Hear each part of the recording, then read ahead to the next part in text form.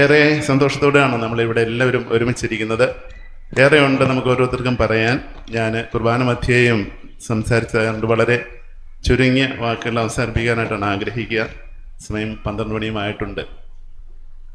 ഒരിക്കൽ കൂടി നമ്മുടെ എല്ലാവരുടെയും പേരിൽ പൗരോഹിത്യത്തിൻ്റെ സുവർണ ജൂബിലി നിറവിലായിരിക്കുന്ന അഭിനന്ദ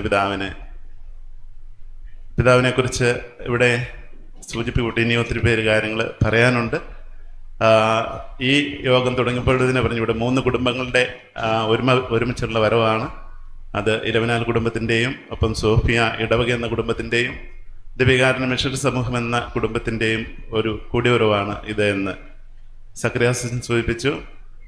തീർച്ചയായിട്ടും പിതാവ് ഈ ആഘോഷം വളരെ ലളിതമായിട്ട് നടത്താൻ ആഗ്രഹിച്ചില്ലായിരുന്നുവെങ്കിൽ തീർച്ചയായിട്ടും ഇതൊരു വലിയ സമ്മേളനമായിട്ട് മാറുമായിരുന്നുവെന്ന് അത് നമുക്ക് എല്ലാവർക്കും തീർച്ചയായിട്ടും അറിയാവുന്ന കാര്യമാണ്. വളരെ ലളിതമായി, എന്നാൽ നമുക്കറിയാം വളരെ പ്രൗഢമായ രീതിയിലാണ് നമ്മൾ ഈ ആഘോഷം നടത്തുന്നത്. ഏറ്റവും വലിയ ആഘോഷം വിശുദ്ധ കുർബാനയുടെ ആഘോഷമാണല്ലോ. നമ്മൾ ഒരുമിച്ച് വിശുദ്ധ കുർബാന അർപ്പിച്ച് പരമകാരുണ്യനായ ദൈവത്തിന് നന്ദി പറഞ്ഞു ഇപ്പം നമ്മൾ വീണ്ടും നമ്മുടെ സന്തോഷം പങ്കുവയ്ക്കുകയാണ്. ദിവ്യകാരുണ്യ മിഷൻ സഭയിലെ അംഗങ്ങളിവിടെ കുറവാണ് എന്ന് സക്രിയാസൻ സൂചിപ്പിച്ചു. അങ്ങനെ വിളിച്ചില്ലായിരുന്നു. മാത്രമല്ല 7-ാം തീയതി, മെയ് 7-ാം തീയതി ദിവ്യകാരുണ്യ സഭയുടെ സഭാ ദിനമാണ്. അത് എല്ലാ വർഷവും ജനറേറ്ററിൽ വെച്ച് സഭാദിനം ആഘോഷിക്കുമ്പോഴാണ് സാധാരണ. ആ വർഷം ജൂബിലി ആഘോഷിക്കുന്ന സഭാംഗങ്ങളുടെ, അത് പൗരോഹിത്യത്തിൻ്റെ രജത ജൂബിലി ആണെങ്കിലും സുവർണ ജൂബിലി ആണെങ്കിലും സന്യാസ സമർപ്പണത്തിൻ്റെ രജത ജൂബിലി ആണെങ്കിലും സുവർണ ജൂബിലി ആണെങ്കിലും ഒക്കെ ആഘോഷിക്കുന്നത് ആ അവസരത്തിലാണ്. അതുകൊണ്ട് തന്നെ ഈ ആഴ്ച 7-ാം തീയതി ആലുവയിലെ ചുണങ്ങുമേലുള്ള ജനറേറ്ററിൽ വെച്ച് പിതാവിൻ്റെ ജൂബിലിയും ആഘോഷിക്കുന്നുണ്ട്.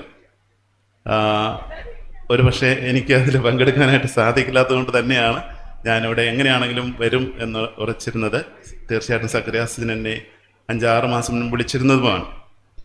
അപ്പോൾ തീർച്ചയായിട്ടും അവിടെയും വളരെ ലളിതമായിട്ട് ആഘോഷിക്കാനാണ് പിതാവ് ആവശ്യപ്പെട്ടിരിക്കുന്നത്.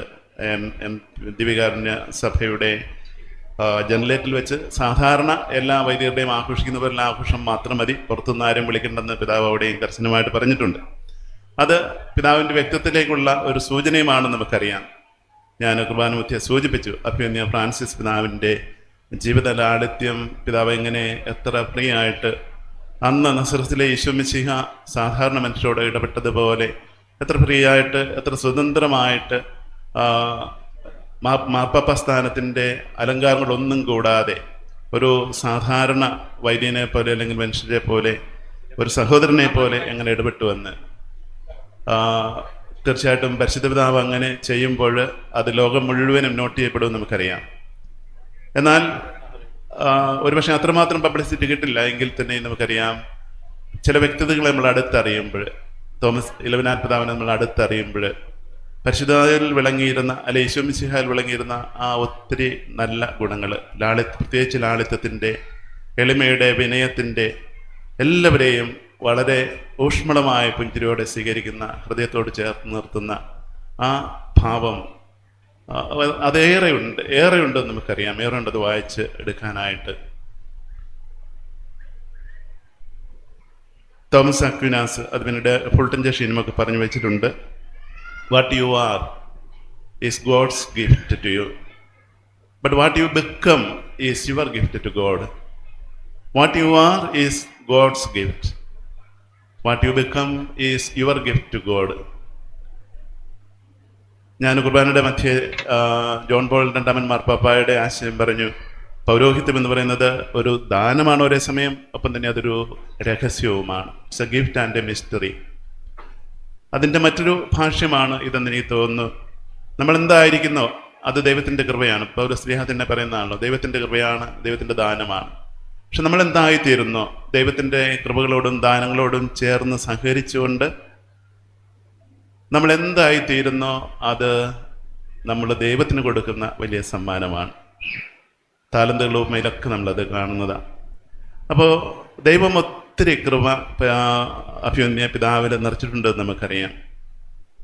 സ്നേഹത്തിൻ്റെ, കാരുണ്യത്തിൻ്റെ, എളിമയുടെ, വിനയത്തിൻ്റെ, വലിയൊരു ഹൃദയത്തിൻ്റെ, സർവോപരി എല്ലാം ദൈവദാനമായിട്ട് കരുതിക്കൊണ്ട് സ്വീകരിച്ചുകൊണ്ട് മുന്നോട്ട് പോകുന്ന വലിയ ഒത്തിരി ദാനങ്ങൾ. അതിനോട് പിതാവ് 100% സഹകരിച്ചപ്പോൾ ആദ്യത്തെ വ്രതസമർപ്പണത്തിനും പിന്നീട് പൗരോഹിത്യ സമർപ്പണത്തിനുമൊക്കെ ഇതാ ഞാൻ നിന്റെ ദാസൻ, നിന്റെ ഇഷ്ടം പോലെ എന്നിലാവട്ടെ എന്നുള്ള ആ മനസ്സോടെ നിന്നപ്പോൾ വലിയ അത്ഭുതങ്ങൾ പിതാവിലൂടെ അല്ലെങ്കിൽ വലിയ ദൈവത്തിൻ്റെ കൃപാ സാന്നിധ്യം അനേകർക്ക് കൊടുക്കാനായിട്ട് സാധിച്ചു. ആ ദിവ്യകാരുണ്യ സഭയിലും തുടർന്ന് മെത്രാൻ എന്ന നിലയിൽ കല്യാൺ രൂപതയിലും ഒപ്പം സീറോ മലബാർ സഭയിലും അതിലൂടെ ഭാരത സഭയ്ക്കുമൊക്കെ പിതാവിലൂടെ എത്രയോ വലിയ കൃപകളാണ് ദൈവം നൽകിയിരിക്കുന്നത്.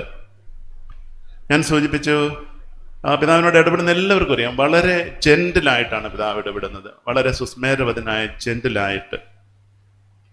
കാർഡിനൽ ന്യൂമാൻ പറയും, ജെന്റിൽനെസ്സിനെ അദ്ദേഹം ഡിഫൈൻ ചെയ്യുന്നത്, a gentleman is one who inflict no pain upon others.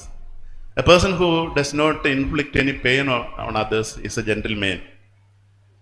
അത് കാർഡിനൽ ന്യൂമാൻ്റെ നിർവചനമാണ്. മറ്റുള്ളവരിൽ ഒരു വേദനയും അല്ലെ മറ്റുള്ളവർക്ക് ഒരു അസ്വാസ്ഥ്യവും വേദനയും ഉണ്ടാക്കാത്ത ഒരു മനുഷ്യനാണ് എ ജെന്റിൽമാൻ എന്ന്. തോമസ് പിതാവിനെ അടുത്തറിയുന്ന, അദ്ദേഹത്തോട് ബന്ധപ്പെടുന്ന, ഒരു പ്രാവശ്യം കാണുന്ന എല്ലാവർക്കും അറിയാം, തോമസ് പിതാവ് ഒരിക്കലും ആരെയും വാക്കുകൊണ്ടോ നോക്കുകൊണ്ടോ അല്ലെങ്കിൽ ഏതെങ്കിലും രീതിയിൽ അവർക്ക് അസ്വസ്ഥതയോ ബുദ്ധിമുട്ടോ ഉണ്ടാക്കാനായിട്ട് ഒരിക്കലും ശ്രമിക്കാത്ത ഒരു വ്യക്തിത്വമാണ്. നിറപുഞ്ചിരിയോട് മാത്രമേ നമ്മളെപ്പോഴും പിതാവിനെ കാണുകയുള്ളൂ എന്ന് നമുക്കറിയാം. വളരെ സൗമ്യമായിട്ടാണ് പിതാവിൻ്റെ സംസാരം. ഞാൻ കല്യാൺ രൂപത്തിലെ അച്ഛന്മാരോട് സംസാരിക്കും പറയും, യാതൊരു ഫോർമാലിറ്റിയും ഇല്ല, എപ്പോഴും ആർക്കും പിതാവിനെ സമീപിക്കാം, പ്രത്യേകം അപ്പോയിൻമെൻറ്റോ അങ്ങനെയുള്ള കാര്യങ്ങളൊന്നും ആവശ്യമില്ല, ഏതാവശ്യവുമായിട്ട് എപ്പോഴും സമീപിക്കാവുന്ന തുറന്ന ഹൃദയമുള്ള വ്യക്തിത്വമാണ്. ദൈവം നൽകുന്ന നന്മകൾ സ്വീകരിക്കാനായിട്ട് നമുക്ക് വേണ്ടതും ദൈവം ആഗ്രഹിക്കുന്ന മറ്റൊന്നുമല്ല, തുറക്കപ്പെട്ട ഓപ്പണായിട്ടുള്ളൊരു ഹൃദയം, ഓപ്പണായിട്ടുള്ളൊരു ജീവിതമാണ്. അത് പിതാവിൽ ഏറെയുണ്ട്. അതാണ് നമ്മളെ ഒക്കെ ഏറെ സന്തോഷത്തോടെ മുന്നേ ആയിരിക്കുന്നതും പിതാവിനെ ഓർത്ത് നന്ദി പറയുന്നതും. 2-3 കാര്യങ്ങളാണ് എൻ്റെ മനസ്സിൽ പെട്ടെന്ന് വന്നു പോകുന്നത്. പിതാവിൻ്റെ തീവ്രമായ ആത്മീയ ഗുരുക്കന്മാരൊക്കെ പറയും, പിതാവ് ഒത്തിരി പ്രാർത്ഥിക്കുന്ന വ്യക്തിത്വമാണ്, ഒത്തിരി പ്രാർത്ഥിക്കുന്ന വ്യക്തിത്വമാണ്. ദിവ്യകാരുണ്യത്തോടുള്ള വലിയ സ്നേഹം, വലിയ അടുപ്പം, ആ അടുപ്പവും ബന്ധവുമാണ് തീർച്ചയായിട്ടും പിതാവിന് എന്തായിരിക്കുന്നു അതാക്കി തീർത്തിരിക്കുന്നത്. ഒരു പ്രാർത്ഥിക്കുന്ന വ്യക്തിക്ക് ചില ഗുണവിശേഷങ്ങളുണ്ട്. നമ്മൾ ആത്മീയ ഗുരുക്കന്മാരൊക്കെ പറയുന്നല്ലേ, പ്രാർത്ഥിക്കുന്ന വ്യക്തി ഒരു എന്താണ് എപ്പോഴും പ്രസന്നവതണ്ടായിരിക്കും, അല്ലെങ്കിൽ ഒരു പ്രകാശം പരത്തുന്നവരാണ്. അവരിൽ തന്നെ ഒരു പ്രകാശമുണ്ട്. അത് തോമസ് പിതാവിനെ കാണുന്നവർക്കും സമീപിക്കുന്നവർക്കും എല്ലാവർക്കും അറിയാം. സുസ്മേരവതനായിട്ട് സന്തോഷചിത്തനായിട്ട് മാത്രമേ എപ്പോഴും നമുക്ക് പിതാവിനെ കാണാൻ പറ്റുള്ളൂ. അത് പിതാവിൻ്റെ ആത്മീയതയുടെ അല്ലെ ദൈവവുമായിട്ടുള്ള ബന്ധത്തിൻ്റെ അടയാളമാണ്. രണ്ടാമത് പ്രാർത്ഥിക്കുന്നവരുടെ ഗുണമെന്ന് പറയുന്നത് അവർക്ക് ക്ലാരിറ്റി ഉണ്ട്. പരിശുദ്ധാത്മാവ് നൽകുന്ന ഒരു വ്യക്തത, ഒരു ക്ലാരിറ്റി അത് പിതാവിന് വേറെ ഉണ്ടെന്ന് നമുക്കറിയാം. പ്രത്യേകിച്ച് ഞാൻ പറഞ്ഞു, ഞങ്ങൾ കുർബാനത്തെ സൂചിപ്പിച്ചു, പിതാവിൻ്റെ എക്സ്പെർട്ടീസ് ആരാധനാക്രമത്തിലാണ്. പിതാവ് നല്ലൊരു പ്രൊഫസറായിരുന്നു.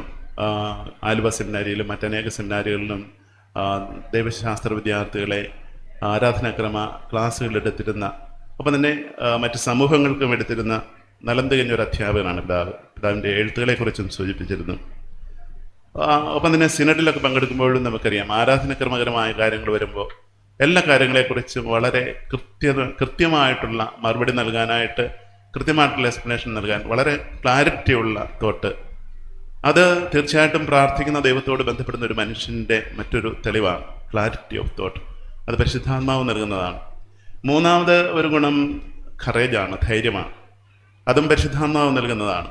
തൻ്റെ ബോധ്യമനുസരിച്ച് ജീവിക്കാൻ, ബോധ്യങ്ങളെവിടെയും പറയാൻ, അതിന് എതിർപ്പുകളുണ്ടെങ്കിൽ പോലും ആ ബോധ്യങ്ങൾ വ്യക്തതയോടെ അവതരിപ്പിക്കാനും അതിനുവേണ്ടി നിലകൊള്ളാനുമായിട്ടുള്ള നിലപാടുകൾ എടുക്കാനായിട്ടുള്ള ഒരു കൃപ, അതും പ്രാർത്ഥനയുടെ സവിശേഷതയാണ്. പിതാവിൽ ഈ 3 ഗുണങ്ങളും ഏറെ കാണാനായിട്ട് സാധിച്ചിട്ടുണ്ട്. അത് കണ്ട് സന്തോഷിക്കുന്നു. ഒരു അനുജൻ എന്ന നിലയിൽ ദിവ്യാരണ സഭയിലെ സഹോദരങ്ങളിൽ ഞങ്ങളുടെ ചേട്ടനും അനുജനുമാണ്. ഞാൻ പറഞ്ഞല്ലോ, ഞാൻ ഫിലോസഫി പഠിക്കുമ്പോൾ പിതാവ് ഒരു വർഷം ഞങ്ങളുടെ റെക്ടറായിരുന്നു. അതിനുശേഷം പിന്നീട് ഞാൻ അച്ഛനായി കഴിഞ്ഞു. കൊച്ചച്ഛനായിട്ട് എൻ്റെ ആദ്യത്തെ അപ്പോയിൻമെൻറ്റ് ഇല്ലിത്തോട്ടിലായിരുന്നു. അവിടെ തിരിച്ച് പിതാവ് സഭയുടെ വിക്കർ ജനറലും കോട്ടേരി അച്ഛൻ ജനറാളുമായിട്ട് തിരഞ്ഞെടുക്കപ്പെട്ടപ്പോൾ ഞാൻ കോട്ടേരി അച്ഛൻ്റെ സെക്രട്ടറി ആയിട്ട് ജനറേറ്റിലേക്ക് വന്നു. അന്ന് ഞങ്ങൾ ഏതാണ്ട് 3 വർഷം ഒരുമിച്ച് ജനറേറ്റിൽ ഒരുമിച്ച് ഒറ്റ സമൂഹത്തിൽ ജീവിച്ചിട്ടുണ്ട്. അതിൻ്റെ നല്ല ഓർമ്മകൾ ഇപ്പോഴും മനസ്സിൽ നിൽക്കുന്നു. അത്രയും നാളാണ് ഞങ്ങൾ ഒരുമിച്ച് ജീവിച്ചിട്ടുള്ളത്. പിന്നീട് ശുശ്രൂഷ വഴികളിൽ മറ്റ് പല സ്ഥലങ്ങളിലേക്ക് പോയി പിതാവും ഞാനുമൊക്കെ. ഇപ്പോൾ എപ്പിസ്കോപ്പൽ ശുശ്രൂഷയിലും ദിവ്യകാരുണ്യ സഭയിൽ നിന്നുള്ള പ്രതിനിധികളായിട്ട് ഒരുമിച്ചായിരിക്കുന്നതിൽ ഏറെ സന്തോഷം. അപ്പോൾ ഞാനെന്നും സ്നേഹത്തോടെ ഒപ്പം തന്നെ ആദരവോടെ ബഹുമാനത്തോടെ നോക്കിക്കാണുന്ന എൻ്റെ ജ്യേഷ്ഠ സഹോദരൻ, ഏറെ അഭിമാനമുണ്ട്. പിതാവ് വളരെ സന്തോഷത്തോടെ പൗരോഹിത്യത്തിൻ്റെ ഈ സുവർണ്ണ ജൂബിലി ആഘോഷിക്കുമ്പോൾ ഇവിടെ ആകുവാനും പിതാവിനോടത്ത് ബലിയർപ്പിക്കുവാനും ഒപ്പം ഇങ്ങനെ രണ്ടു വാക്ക് സംസാരിക്കുവാനും സാധിക്കുന്നതിൽ. അപ്പോൾ അതുകൊണ്ട് സക്രിയാസിനും കുടുംബാംഗങ്ങളും ഞാൻ ഹൃദയപൂർവ്വം നന്ദി പറയുന്നു, എന്നെയും ഈ സന്തോഷത്തിലേക്ക് വിളിച്ചതിന്. ഒപ്പം തന്നെ നിങ്ങൾ ഈ ആഘോഷം ലളിതമാണെങ്കിലും പ്രൗഢമായിട്ട് ഈ ആഘോഷം നടത്തുന്നതിന് കുടുംബാംഗങ്ങളോട് ഞാൻ ആത്മാർത്ഥമായിട്ട് നന്ദി പറയുന്നു. ഒരിക്കൽ കൂടി നിങ്ങളുടെ എല്ലാവരുടെയും പേരിൽ ഞാൻ പിതാവിന് ജൂബിലിയുടെ എല്ലാ മംഗളങ്ങളും ഏറ്റവും ഹൃദ്യമായിട്ട് നേരുന്നു. പിതാവിനോട് പ്രാർത്ഥിക്കാൻ ഞാൻ കുർബാനയുടെ അവസാനം പറഞ്ഞതല്ല. പക്ഷേ ഒപ്പം നമ്മൾ മുതിർന്നവർ മാത്രമേ ഉള്ളൂ, കൊച്ചുകുട്ടികൾ നമ്മൾ അധികം കാണുന്നില്ല. അത് നമ്മുടെ സമൂഹത്തിൻ്റെ ഒരു വലിയ പ്രത്യേകതയാണ് സൂചിപ്പിക്കുന്നത്. ഇങ്ങനെയുള്ള ആഘോഷങ്ങളൊക്കെ ഒത്തിരി യുവതിവാക്കന്മാരെ, കൊച്ചുമക്കളെ പ്രചോദിപ്പിക്കേണ്ടതാണ്. ഇവിടെ അൺഫോർച്ചുനേറ്റ്ലി നമ്മുടെ യുവതിവാക്കന്മാരും അവർക്കുണ്ടാകുന്ന കൊച്ചുമക്കളും ഒക്കെ ഇപ്പോൾ നമുക്കറിയാം മറ്റു പല സ്ഥലങ്ങളിലോ വിദേശത്തോ മറ്റു രാജ്യങ്ങളിലോ ഒക്കെയാണ്. നമ്മുടെ കുടുംബങ്ങളിൽ ഇനിയും ഏറെ മക്കളുണ്ടാവട്ടെ. ഇലവനാൽ കുടുംബത്തിൽ 9 മക്കളായിരുന്നു. പിതാവ് തൻ്റെ മധ്യമത്തിൽ സ്ഥാനത്തുള്ളവരാണ്. 9 മക്കളിൽ 5ാമനാണ് പിതാവ്.